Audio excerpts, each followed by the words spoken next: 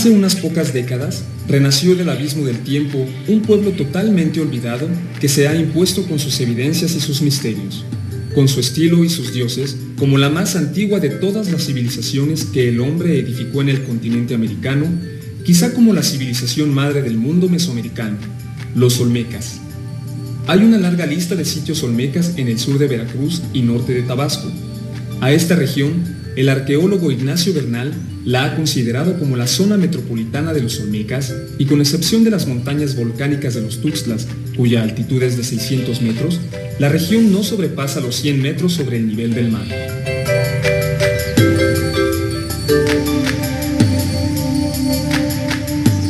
Es una vasta llanura de aluvión que recorren los ríos Papaloapan, Coatzacoalcos y Tonalá, así como sus diferentes afluentes. Por donde quiera hay lagunas y pantanos. Alfonso Caso comparó esta región con la antigua Mesopotamia, y es que en ninguna otra parte de Mesoamérica se ha podido beneficiar la agricultura con tanta agua, pues a la de los ríos hay que agregarle 2 temporadas de lluvia que van la primera de junio a noviembre y la segunda de enero a febrero. La tierra, a lo largo de los ríos, es fecundada por las inundaciones. Los olmecas dispusieron así de tierras muy fértiles que se prestaban a una agricultura sin abono. Su problema fue más bien luchar contra un exceso de agua y crear sistemas de riego. En la selva abundan aún hoy y abundaban en la antigüedad los venados, tapires, jabalíes, faisanes, monos, tejones, iguanas y cocodrilos. El mar, los lagos y los ríos les aportaban inagotables cantidades de peces y mariscos, alimentos ricos en proteínas que completaban felizmente su alimentación vegetal.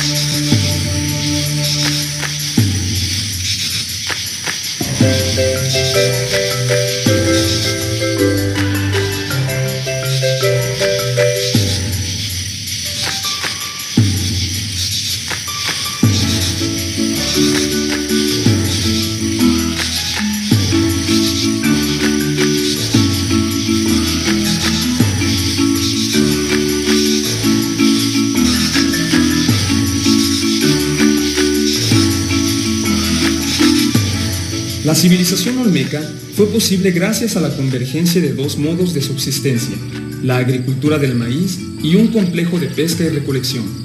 Trasplantado al país olmeca, el maíz de las tierras altas encontró tierras fértiles, agua y calor. Así, el hombre pudo por primera vez, tal vez 2000 años antes de nuestra era, acumular los beneficios de 2 tecnologías distintas. Esto significa que el encuentro de la agricultura y de los modos de vida preagrícolas pueda considerarse como la causa de la civilización olmeca. El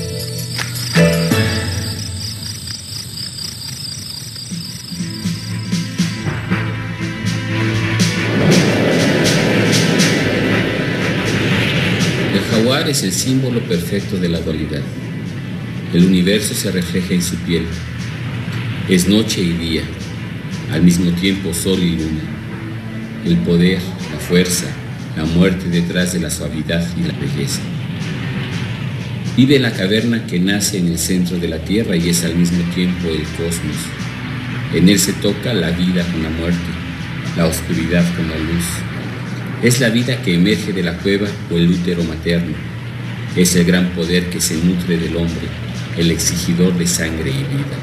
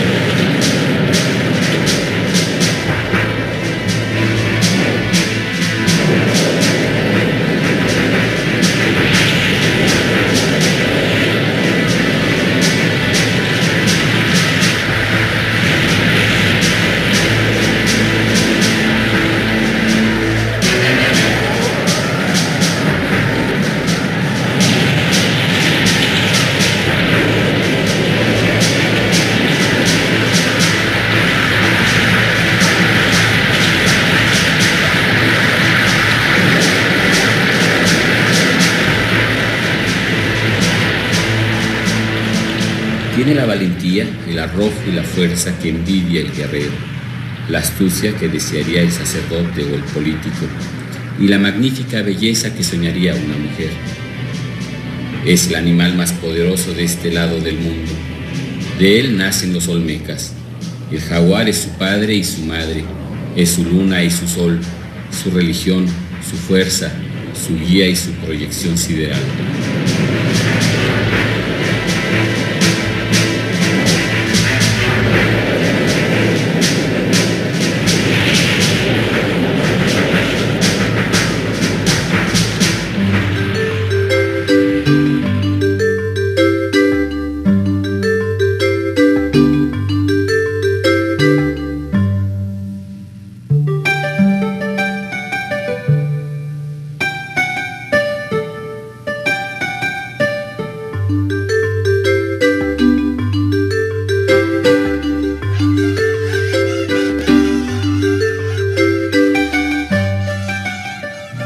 Los milenios, el clima, el tiempo destructor y las pesadas lluvias no nos han dejado ni una osamenta, ni un vestido, ni una casa. Nada ha resistido, solo la cerámica y la piedra. Por fortuna, los olmecas modelaron la arcilla, cincelaron y tallaron jades y basaltos. Todo lo que sabemos de su vida viene exclusivamente de estos materiales no siempre fáciles de interpretar por los estudiosos. En las figurillas de la extraordinaria ofrenda número 4 de la venta, podemos apreciar que practicaban sin duda alguna la deformación del cráneo, comprimido con ayuda de una plaqueta y vendas cuando la bóveda craneal del recién nacido era maleable, y también practicaban la mutilación de los dientes anteriores. Estos signos eran de reconocimiento para la clase superior, como después lo serían entre los mayas de la era clásica.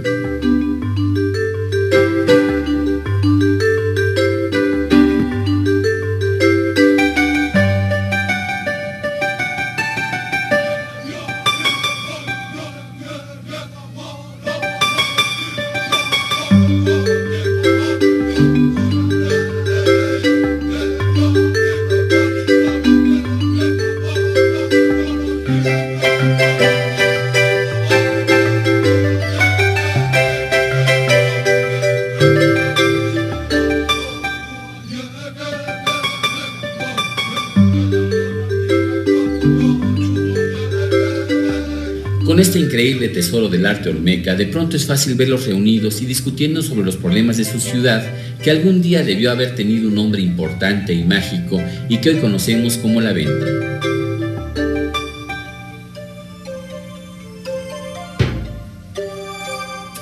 Al centro de la ciudad se encontraba esta pseudopirámide que tiene 34 metros de altura y 140 metros de base. A diferencia de todas las pirámides mesoamericanas, no parece haber servido de soporte a un santuario. Su cima no es plana. De hecho, es el único monumento conocido cuyos flancos están atravesados por surcos o ranuras a intervalos regulares que le dan la apariencia de cono volcánico.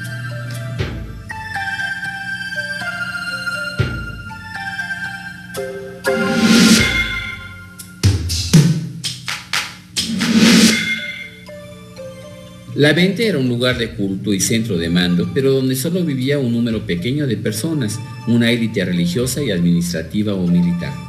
La población que aportaba mano de obra y alimentación, o sea, los trabajadores con sus técnicas y sus cosechas, debía estar dispersa por una extensa superficie alrededor de la isla, sometida por una autoridad, quizá fundada en el respeto inspirado por los dioses, que mantuvo su propia estabilidad y la cuestión de la sociedad olmeca durante 600 o 700 años, de 1100 a 400 años antes de Cristo.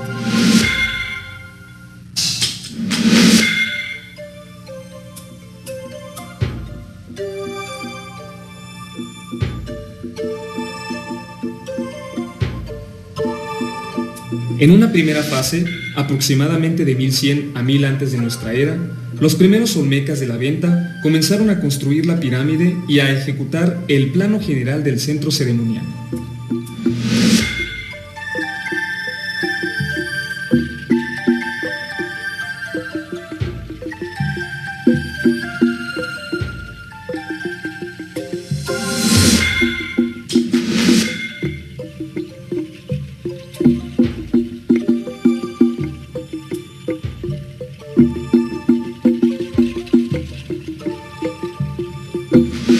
Hoy sabemos que alrededor del año 50 a.C.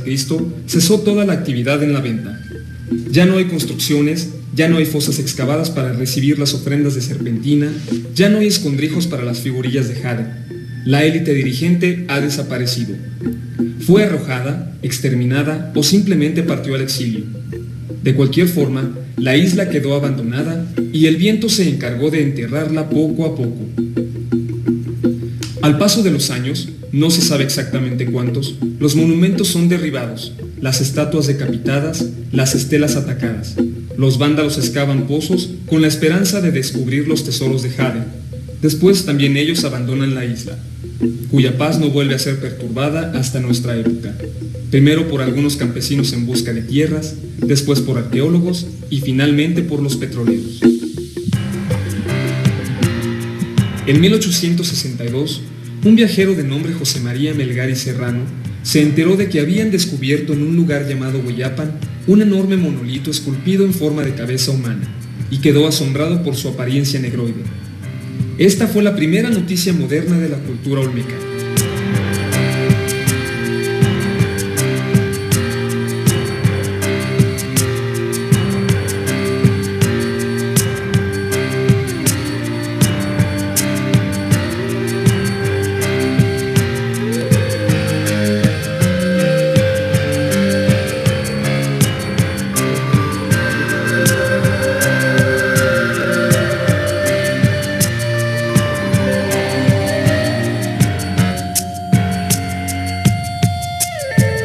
Pero tendría que llegar el año de 1925 para que el arqueólogo danés Frans Blom, acompañado por el etnólogo Oliver de la Fargue, remontaran el río Blasillo, afluente del Tonalá, hasta una isla rodeada de marismas, La Venta.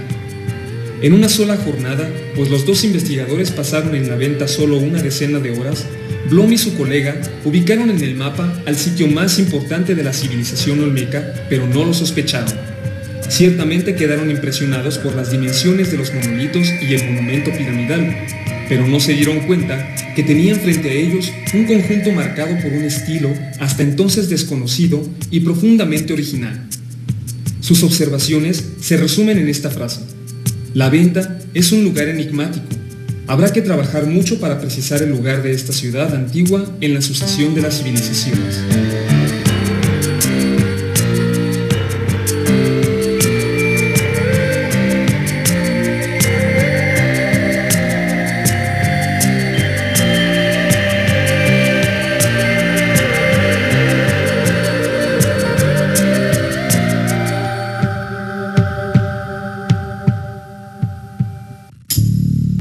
Llegó el año de 1942 y la Sociedad Mexicana de Antropología organizó una mesa redonda sobre los problemas de los olmecas.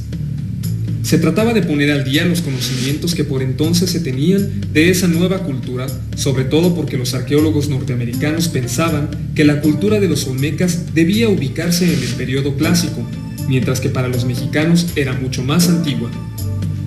En esa mesa redonda, Caso afirmó que la cultura olmeca era la madre de otras culturas como la maya, la teotihuacana, la zapoteca, la del Tajín y otras.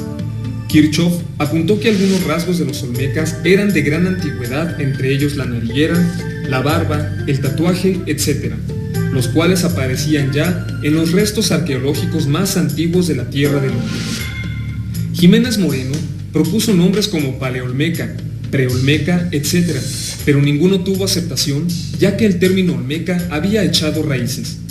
Covarrubias decía que el estilo artístico estaba conectado, lejana pero evidentemente, con el arte teotihuacano, totonaco, maya y con los objetos zapotecas, los cuales mientras más antiguos, tendían a ser más olmecas. Por su parte, Stirling establecía que el estilo olmeca era característico y fácilmente reconocible, y que una de sus peculiaridades es su poderosa simplicidad. La mesa redonda de 1942 sería un gran empuje al conocimiento de la civilización olmeca y a partir de ella, los nuevos descubrimientos y estudios se fueron correlacionando con el periodo formativo de Mesoamérica.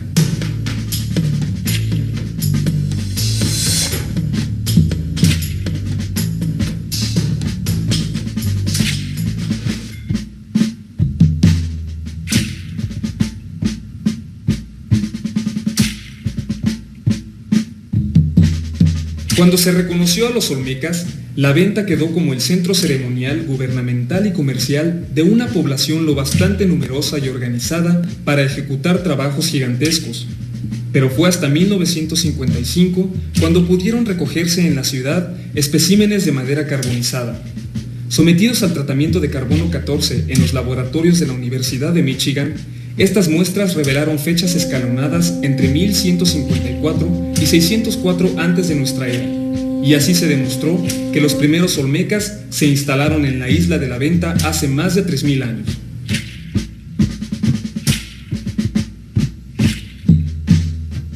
A pesar de los grandes avances, las preguntas importantes seguían en el aire. ¿Qué idioma hablaban? ¿Cuál era su organización social? ¿De dónde vinieron?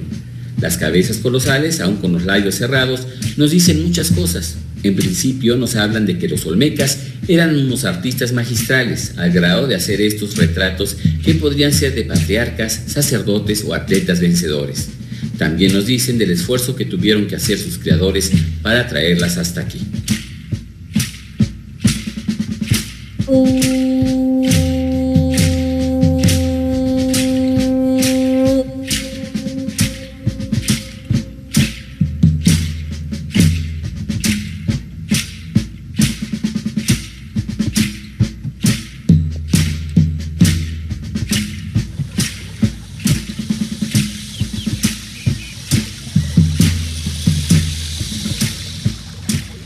La Venta se encuentra a una centena de kilómetros de los volcanes de los Tuxtlas y es en esas montañas, en el cerro de Zintepec, donde los olmecas tallaron los bloques de basalto que después esculpieron para hacer sus estelas, altares y cabezas colosales. De hecho, en la laguna de Catemaco, en medio de la sierra, se ocultaban importantes vestigios olmecas. Algunos científicos piensan que el pueblo de la Venta descendió de aquellas montañas e instalados en una isla baja, en medio de tierras anfibias, construyó su pirámide como un monumento al volcán de su tierra original.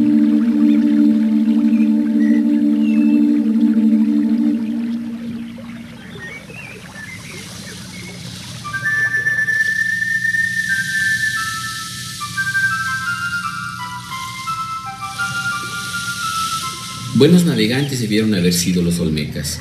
Por aquí pasaron seguramente con sus balsas y sus monolitos. Pasaron cantando o rezando.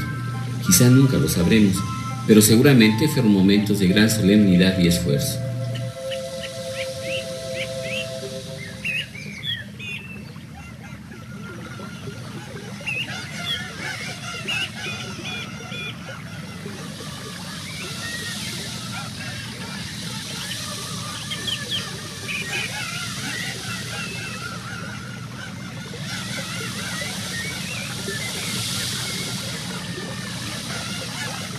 Por cierto, los ríos fueron una forma eficiente de comunicación, caminos naturales y rápidos que les permitieron estar muy bien comunicados regionalmente. No podemos imaginarnos a estos hombres y mujeres llevando solo grandes bloques de basalto.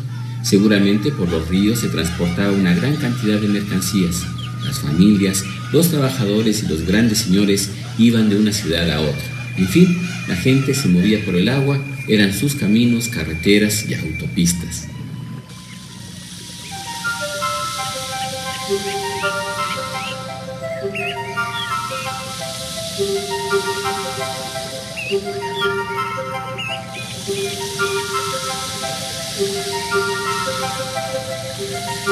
Queda sin embargo como un ejemplo de la enorme convicción y capacidad el hecho de que desde los volcanes bajaron en balsas los enormes bloques de basalto, navegaron por los ríos, siguieron por el mar y volvieron a entrar al río, al pantano, para llevar su preciosa mercancía hasta su gran ciudad.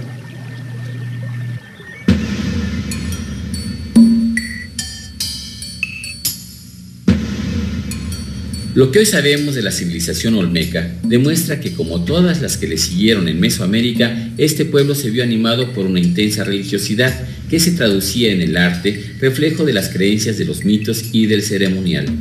Tan solo así se justificó a los ojos de los propios olmecas y se explica para nosotros el enorme esfuerzo humano invertido en la búsqueda y en el transporte de piedras, la disposición de los sitios, la escultura y la cinceladura, la práctica de las ofrendas masivas, la realización de bajos relieves y de pinturas sobre acantilados y en cuevas.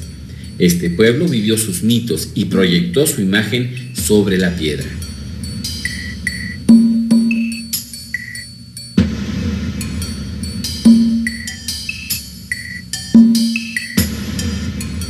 En el caso de las cabezas colosales, podemos notar que no se trata de seres más o menos míticos, dotados de rasgos felinos o enmascarados, sino de estatuas realistas y aunque son semejantes, también son muy individuales.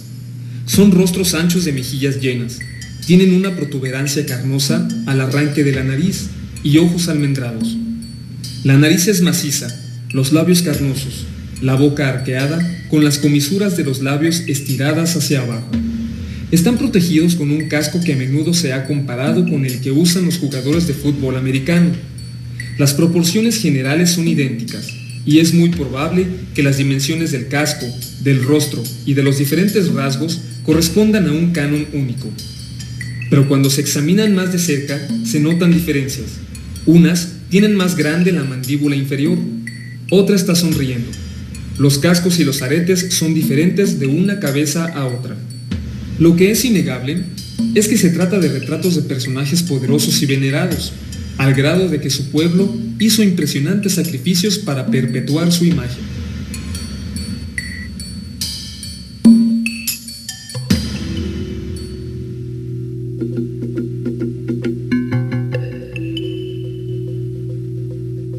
Es en la agricultura donde los especialistas ven el origen de la grandeza olmeca.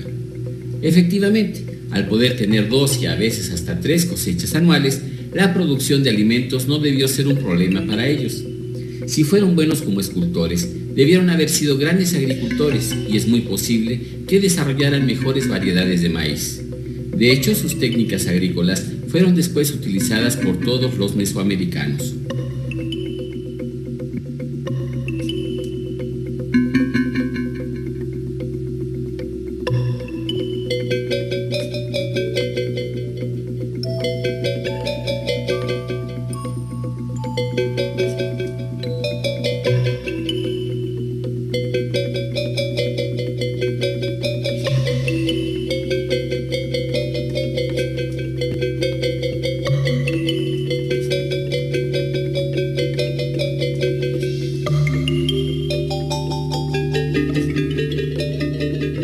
Parece que desde la época de los olmecas, la vestimenta mesoamericana quedó fijada en lo esencial. El hombre llevaba un taparrabo, el mashcatl mexica de la época posclásica, a veces una especie de falda corta, eventualmente un manto grande. La mujer iba vestida con falda y huipil, pero podía, como aún lo hacen las indias tradicionalistas, dejar sus pechos descubiertos. El clima del país olmeca no hacía necesaria una vestimenta más elaborada. Personas de uno y otro sexo podían ir calzadas con huarache. No hay duda de que los olmecas cultivaban el algodón, textil típico de las tierras calientes. Casi no hay riesgo de equivocarse si se dice que utilizaban el telar mesoamericano que todavía se usa en nuestros días. Aparecen también los brazaletes, collares y aretes, los pectorales, las orejeras y las narigueras. Sin duda, se perforaban el tabique nasal para insertar joyas.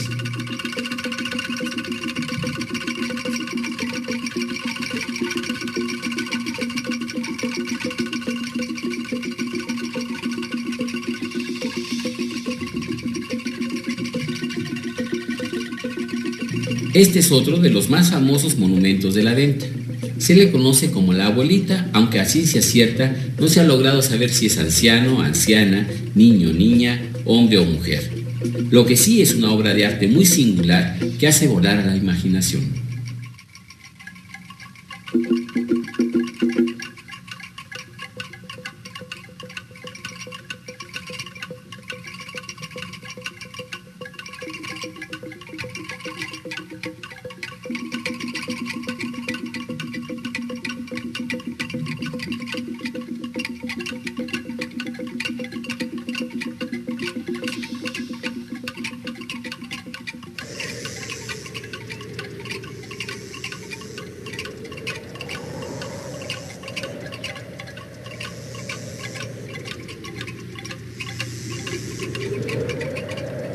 naturaleza fue para los olmecas fuente de amenazas y miedos. Fue la comida y la materia prima que le permitió desarrollarse. Fue su religión y el motivo de su arte.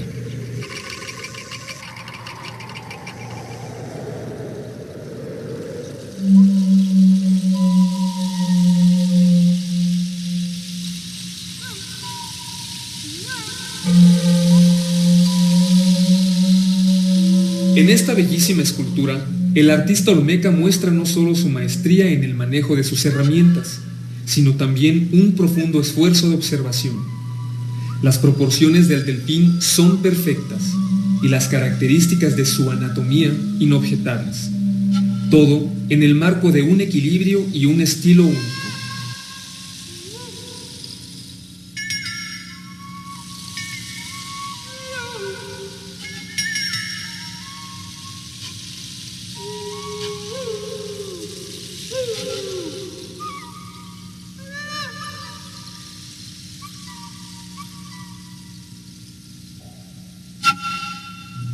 En esta estela nos sorprende la imagen de un tiburón. En algún momento se nos figura una caricatura. La línea parece dibujada con un lápiz y no con un cincel. Parece hecha sobre papel y no sobre piedra.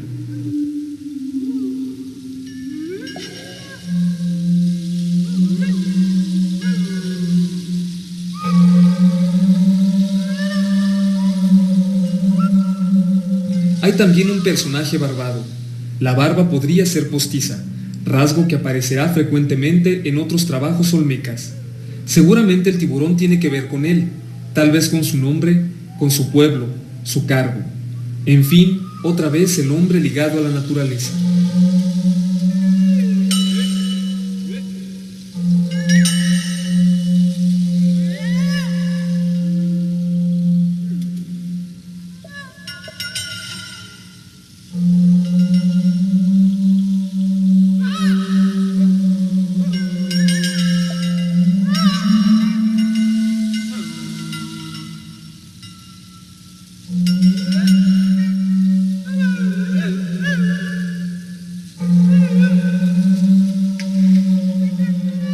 Entre los monumentos no podía faltar el jaguar. Hombre jaguar, sacerdote jaguar, rey jaguar, dios jaguar. La majestuosidad y la fiereza concentradas en esculturas que en su tiempo deben haber sido objetos divinos y mágicos, esculpidos no por hombres, sino por dioses.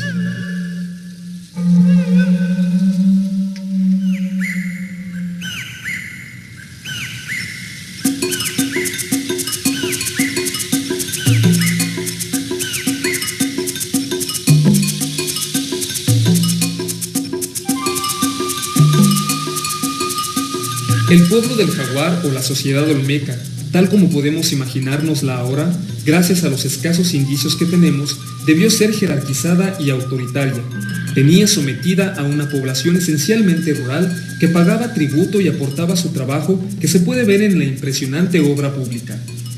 Los mandamases eran probablemente una clase superior de sacerdotes magos, observadores de los astros, hábiles al manejar sus espejos de hematita, adoradores del bebé jaguar, a la vez urbanistas y arquitectos. Al lado de este clero, o dependientes de él, estaban los comerciantes, responsables en gran parte de la expansión olmeca hacia el centro y el Pacífico, y junto a los comerciantes muy probablemente había jefes militares. Por último, en el corazón de las ciudades dispersas vivía una muchedumbre de servidores, albañiles, pintores, escultores, cinceladores y artesanos de todo género.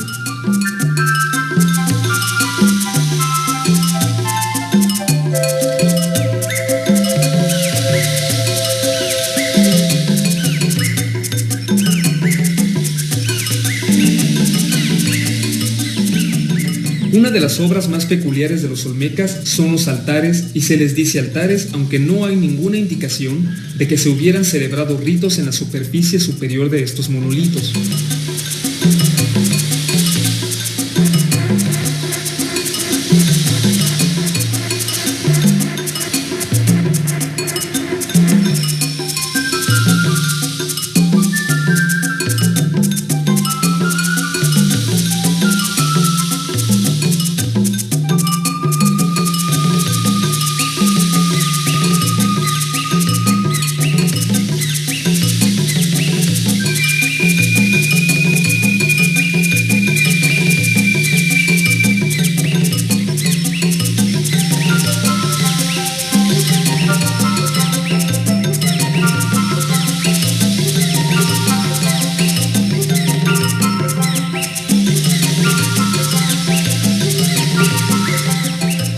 En este altar conocido como el número 4, y uno de los más sobresalientes, vemos al personaje central acurrucado en un nicho, rematado por las fauces estilizadas de un jaguar.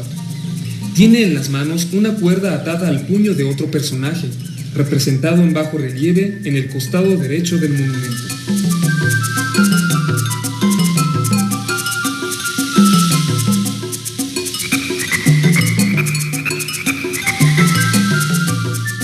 Una interpretación nos dice que la cuerda es el tiempo que une y unirá a las diferentes épocas.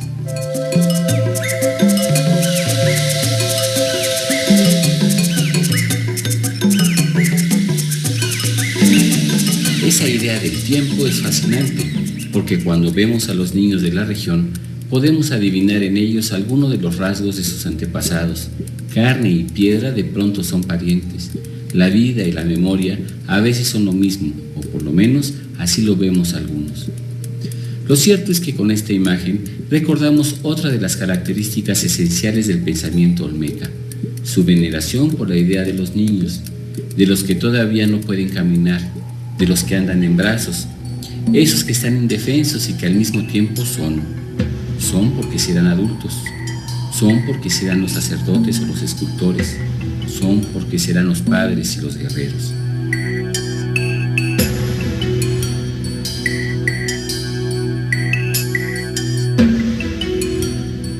Hay toda una variedad de altares, unos mejor conservados que otros, donde la veneración por los niños es evidente.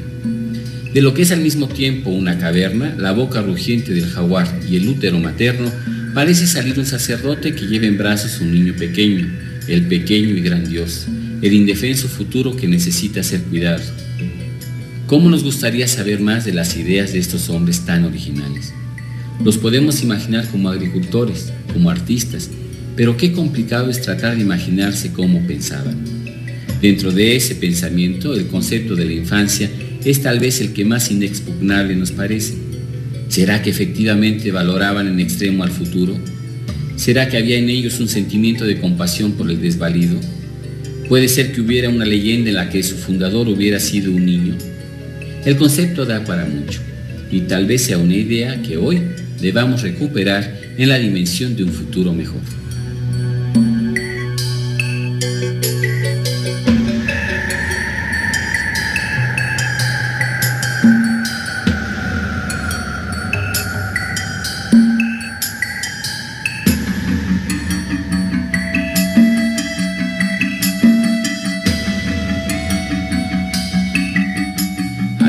De este motivo central se encuentran varias escenas en las que muchas veces se ven niños en brazos de adultos que seguramente son grandes dignatarios.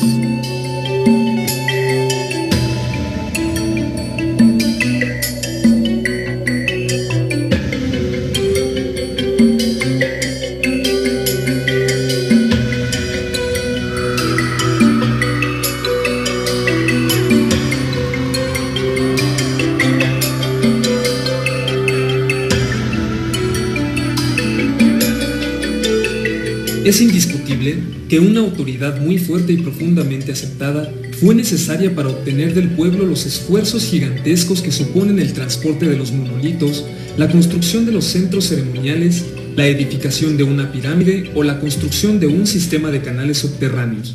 Sin duda, la motivación religiosa se encuentra en la base de esta estructura política, una teocracia con aspectos mercantiles y militares. La zona metropolitana de los olmecas fue sin duda una región de ciudades dispersas, a veces agrupadas en liga. La Venta pudo haber sido su capital. Esos centros y sus territorios periféricos, estuviesen ligados o no por estructuras políticas, tenían en común un patrimonio cultural de gran originalidad, una misma religión.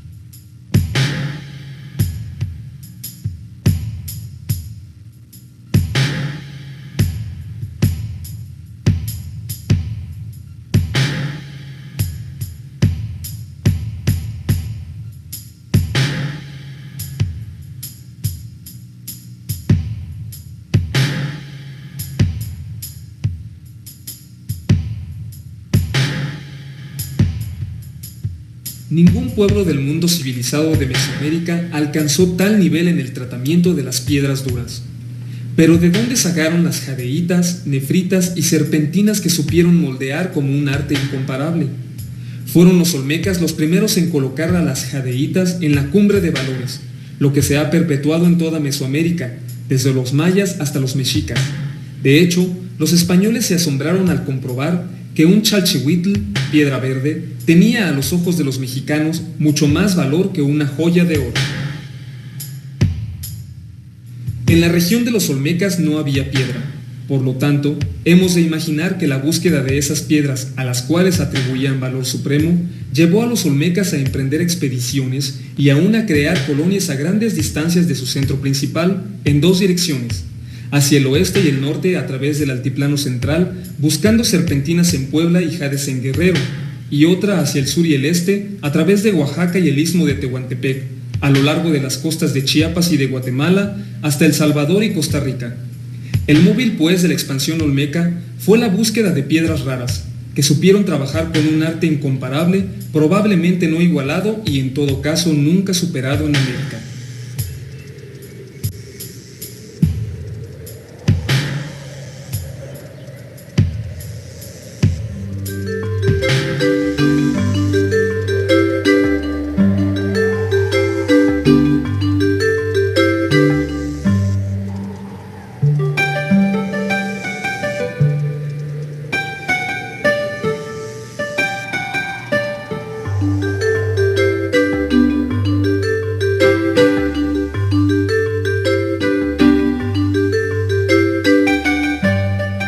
Toda Mesoamérica hay regadas ciudades de la cultura del jaguar. Por todas partes encontramos ejemplos de su influencia. Debemos entonces pensar que también difundieron sus conceptos religiosos. Y ahí es donde nos nace una pregunta sin respuesta. Siendo adoradores del jaguar, que como todos sabemos se satisface comiendo carne humana, fueron ellos los iniciadores de los sacrificios humanos que después se practicarían en toda Mesoamérica. Obedecer al Dios es estar bien con el cosmos, y cuando el cosmos está bien, los dioses juegan.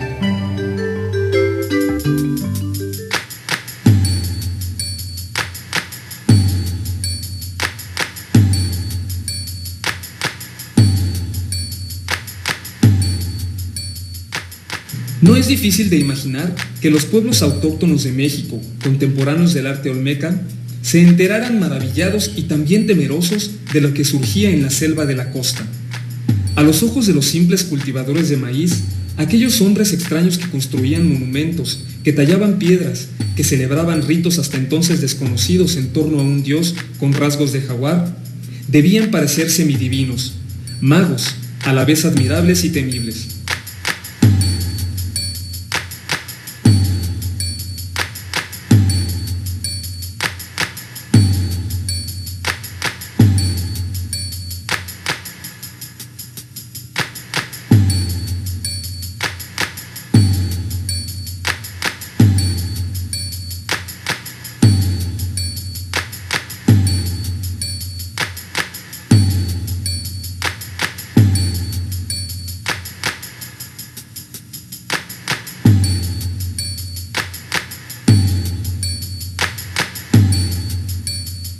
Las novedades viajaban rápidamente por Mesoamérica y en las tierras altas del altiplano fue sin duda un tema de comentarios infinitos este florecimiento de plataformas y de altares, de estelas y bajorrelieves, allá, lejos hacia el sol levante y el mar divino.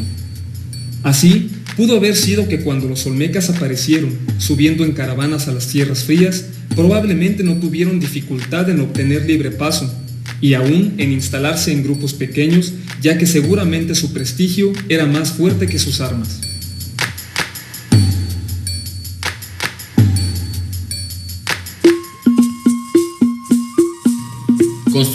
Construcción. Parece que esa fue la obsesión de los olmecas. Lo particular fue que para hacer sus casas, templos o palacios utilizaron madera, o sea, materia orgánica que, como ellos, seres humanos, se iba a desintegrar en la naturaleza. En cambio, a la piedra le iban a confiar la eternidad de sus ideas, de sus dioses, de sus héroes y de sus hazañas, la más grande de ellas haber vencido el olvido.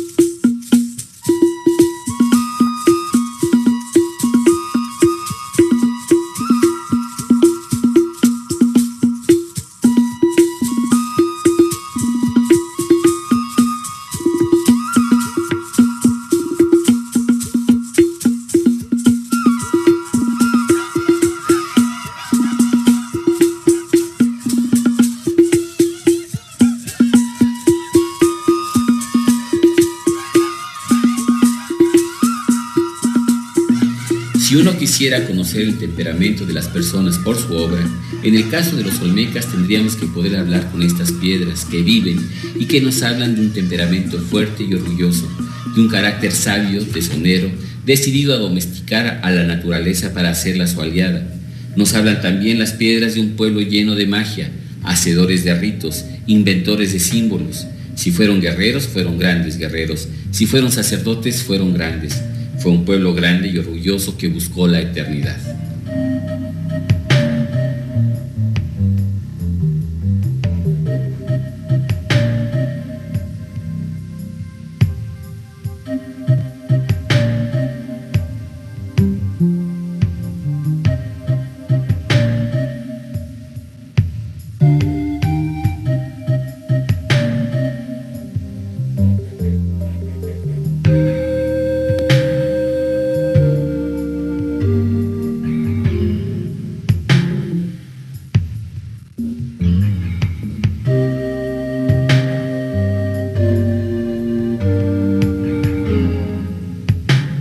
La estela 2 y la estela 3 llevan en bajorrelieve 1 y 2 personajes rodeados en cada caso por 6 figurillas de menor tamaño que parecen volar en torno y por encima del motivo central, blandiendo objetos en forma de bardas o de hachas.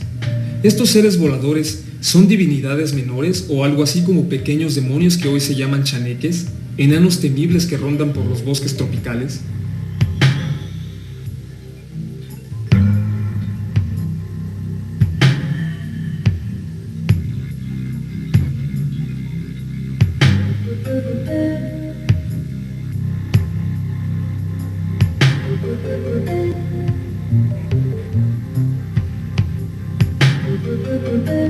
Los olmecas, que fueron los primeros hombres civilizados de América, poseían una escritura. Ellos que inventaron la arquitectura monumental, la escultura, los altares y las estelas, las ofrendas ocultas, ¿inventaron también los glifos? Para responder a esta pregunta no nos queda ningún rastro de libros. Si los olmecas tuvieron libros, sin duda en manos de los sacerdotes, adivinos o magos, esas frágiles obras de papel, de tejido o de piel no resistieron al tiempo. Nos quedan los bajorrelieves, las piedras cinceladas, los vasos decorados y los sellos de terracota. Muchos especialistas están de acuerdo en que los olmecas conocieron, sea que lo hayan inventado o que lo hayan recibido por una herencia más antigua, al ciclo lunar de 260 días. Ciertamente también conocieron el año solar y probablemente inventaron la cuenta larga en el curso de la última fase de su historia. Utilizaron símbolos para designar cierto número de nociones, de objetos y de fenómenos. Pero ¿organizaron esos símbolos en un sistema coherente que cubriera la totalidad del lenguaje? Dicho de otra manera, en una escritura, como después lo hicieron los mayas. Esto no lo podemos afirmar todavía. Si las inscripciones cronológicas y numéricas son relativamente raras, en cambio son numerosos los signos simbólicos que se pueden considerar como glifos. En la venta, en la estela del embajador, se agrupan en torno del personaje central 4 glifos, una huella estilizada que significará hasta la época azteca el camino o el viaje y otros 3 caracteres que indican sin duda lo que es el personaje y quizá también el lugar donde se dirigen. Es difícil negar que esos 4 signos sean elementos de una escritura y así se encontrarán muchos caracteres glíficos en los monumentos de la zona metropolitana olmeca. Joralemón ha analizado la cronología olmeca y notado símbolos frecuentes: el maíz, estilización de la planta, un signo de U mayúscula, la estrella, rombo que no deja de evocar al glifo maya la mar, símbolo del planeta Venus, el signo solar en forma de 4 pétalos como el glifo Kin, sol de la escritura maya y así muchos otros.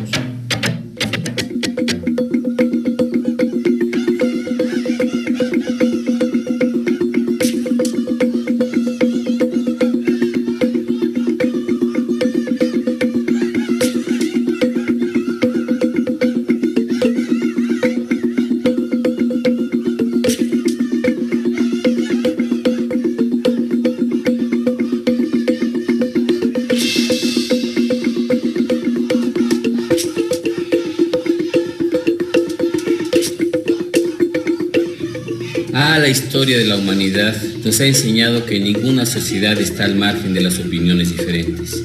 de la discordia y de las envidias. También sabemos todos que estas discordias suben de tono hasta que llegan a la violencia y a la guerra. Seguramente los olmecas también fueron guerreros. Es indiscutible que tuvieron que defenderse de sus vecinos más primitivos y que los jerarcas debieron utilizar la fuerza para defender sus privilegios. La guerra como manera de sobrevivir, la muerte como parte de la vida, la muerte y la vida como la dualidad que parió el alma de Mesoamérica.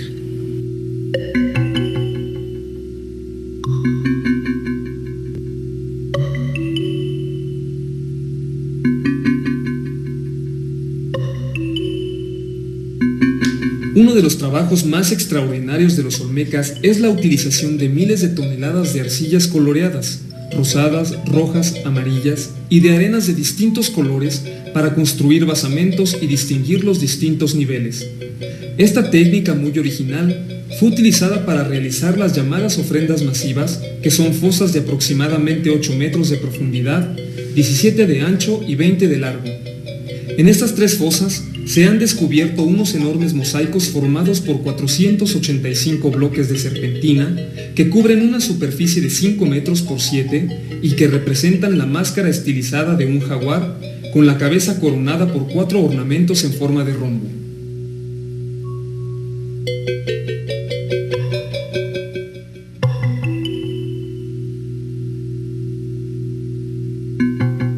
¿Qué significan estas sepulturas de piedras verdes? ¿Estas máscaras de jaguar enterradas? La única hipótesis satisfactoria que se ha podido aventurar es que se trata de ofrendas a uno de sus dioses, seguramente al omnipresente dios jaguar, divinidad de la tierra y en ese sentido protector de la agricultura y de la comida. La tumba A es excepcional por haber sido construida con columnas de basalto y porque contenía unas osamentas, lo que es rarísimo en la venta. 2 personas muy jóvenes, quizá niños, fueron sepultados allí bajo una capa de ocre rojo. Al enterrarlos, se depositó junto a sus cuerpos un rico mobiliario fúnebre.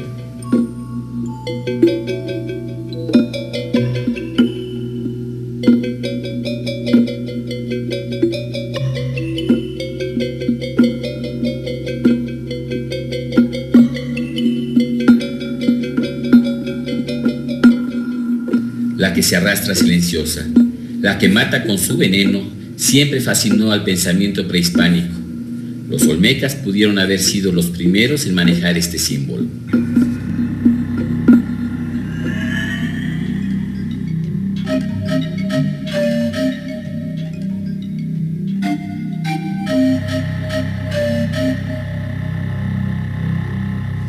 El monumento 19 es una de las esculturas más bellas y significativas.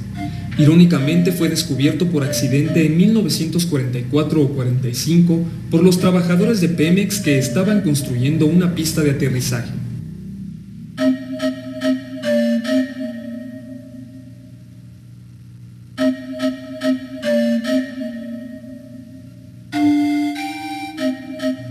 Excepcionalmente bien conservada, esta pieza de basalto gris claro representa a un personaje sentado con las piernas extendidas, rodeado por una gigantesca serpiente de cascabel.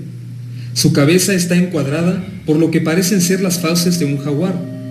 Una corta barba prolonga la mandíbula. Sostiene en la mano derecha un objeto cuadrado provisto de una asa que puede ser un objeto ritual en forma de candado o de pequeño escudo.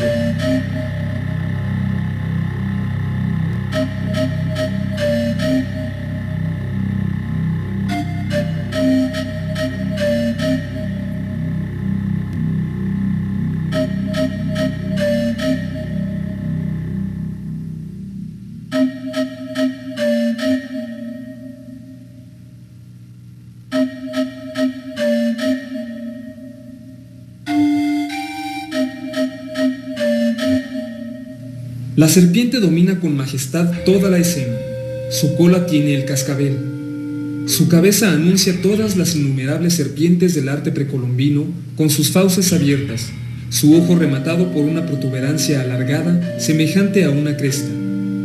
Habrá que interpretar ese rasgo como una pluma y conferir a este animal el honor de ser la más antigua de las serpientes emplumadas de México. Sea lo que fuere, es sin duda alguna uno de los reptiles más hermosos del arte mesoamericano.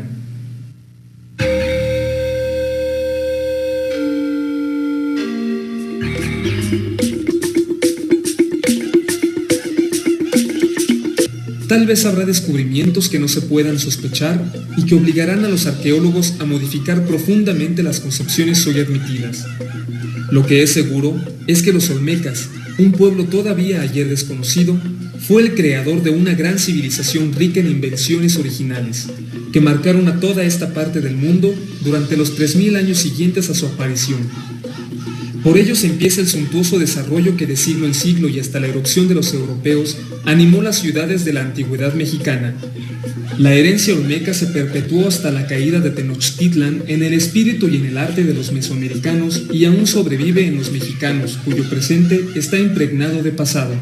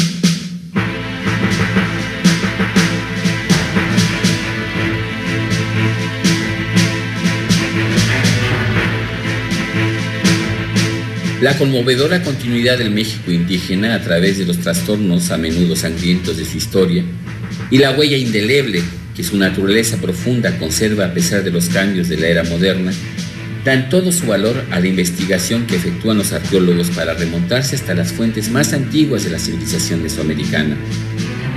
Con los olmecas captamos la mutación decisiva que hizo de México una zona de alta cultura. Los olmecas cruzaron el umbral misterioso al que otros pueblos antiguos se acercaron sin poder traspasar. El México precortesiano no habría sido lo que fue, y aún el México del siglo XXI no sería lo que es, si esos hombres de antaño no hubieran levantado sus estelas y esculpido sus estatuas en las profundidades de las selvas hace más de 3000 años.